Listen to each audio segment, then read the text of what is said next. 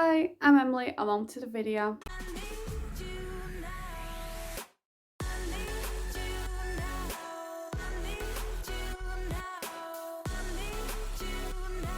So we're in Wallspot today because I just felt like Wallspot kind of day. You know, sometimes it's a record green screen full setup day. Other days it's wall day, and today I just felt like a wall day. So as you can tell by the title, today interesting one. I think it'll be a short video though. Looking at like film Easter eggs. I found these interesting for a while, especially with Disney. They do tend to put a lot in their films, and it's just like I think like when you watch something for like a certain amount, loads amount of times, after a while you like notice something in the background. You're like, I noticed that. I don't know why. I just find it interesting watching something and being like, oh, that's a reference to that old film. That's a reference to that show. That's a reference to that like play. I don't know. I just find it really interesting. So let's have a look at a few. So the first thing for this is the Disney theory. This is the thing that basically says that every Pixar film is in the same universe. So basically I read this a few years ago and I've come in with some of it. That's how every single Pixar film is in the same universe. As you can see here, it was actually made into a book in 2015, and the theory is mainly this website here, and it says the Pixar theory. The website one not only goes up to 2013, so it doesn't have what's called Onward in it, and I know Onward, that is that how that fits in theory, because it's like mythical like unicorns and stuff. That film, there's a lot of unicorns in it. That one is on a different planet, and before WALL-E, because in WALL-E they all go like in space, there was more than one ship. The one that went to where WALL-E went, one where WALL-E went to, and there was a few other ships, and another and they all went to different planets, and then one of them went to the planet of Onward. 2017, Pixar confirmed it. So they basically said, yeah, this is like a genuine Easter egg thing that makes all our films connected to each other. So I think the most interesting thing with this Easter egg is how Brave fits into it. If you don't know Brave, it's Disney Pixar film about he's like a princess, and it's not your traditional like princess find prince film. It's like this really independent girl who loves like horse riding, and it's a really interesting story. It's about like let's do magic and stuff. It's a really probably my favorite film in like the princess universe, because I like how it's like that and Moana. I like how they're not like your traditional princess film. I like how they're on their own adventures, and I find out really interesting how they're like their own people and not like just like traditional. I really like that. And that was a bit of tangent there. Yes, what I was saying, Brave. How Brave fits into the Pixar story. I find this really interesting.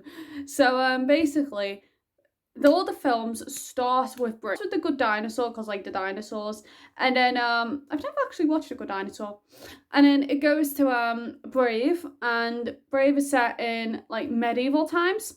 So that's in the middle, because this goes from like dinosaurs to like in 1001 or something. It goes on forever.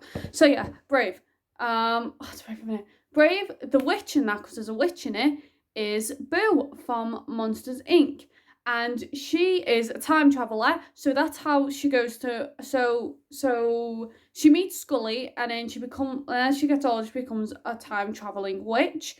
And you can see, I got the picture there.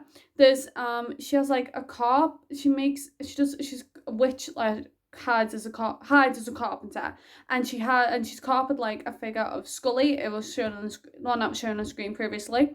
And she's like a time traveler, and what she's trying to do is like go back through time so much you can find Scully again. And I find that interesting. And yeah, on to the next Easter egg, because I've talked about the Pixar theory a lot here. I have two other in mind for Disney, and one being the Luxo ball. There you go, see it there?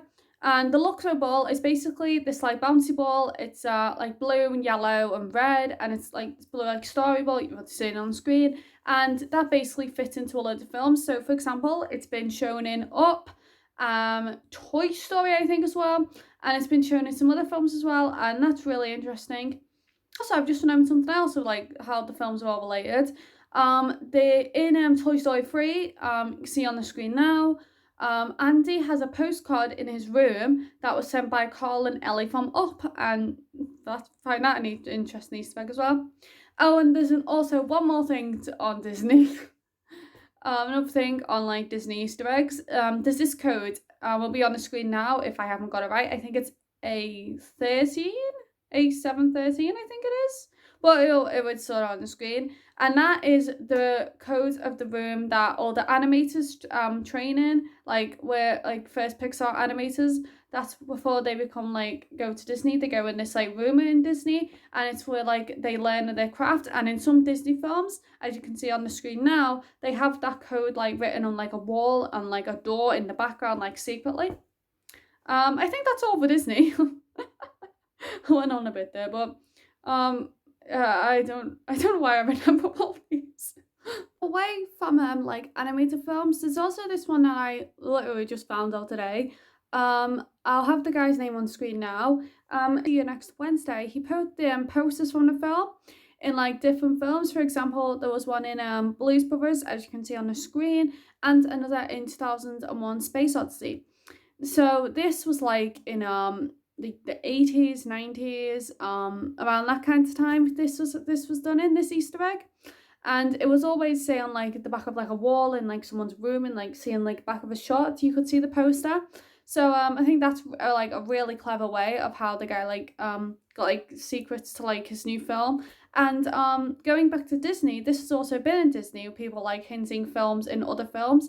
So in Zootopia or Zootopolis, I don't really know how to pronounce it. I think it's Zootopolis or Zootopia. Yeah, So in Zootopia, there's a scene in it where one of the characters is selling private DVDs of different films, and each of them is like an unreleased Disney film or one that's already been released. One of them that was on there called Gigantica, that was actually cancelled, but then there was other ones on there, like for example, one of them was Frozen 2, and that really interesting as well. And then they had like instead of like the characters in the film's animation style, they had them in like Zootopia style. So don't know, that film's like animals, and it's like animals living like human lives, mainly about a rabbit who's a police officer.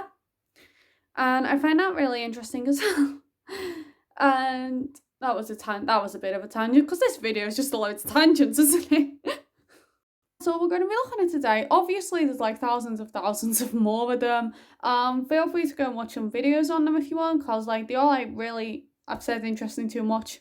And yeah, so if you enjoyed the video, people, you know what to do. Like, subscribe, follow Twitter at Emily's Videos _ and I'll see you next time, people. Bye.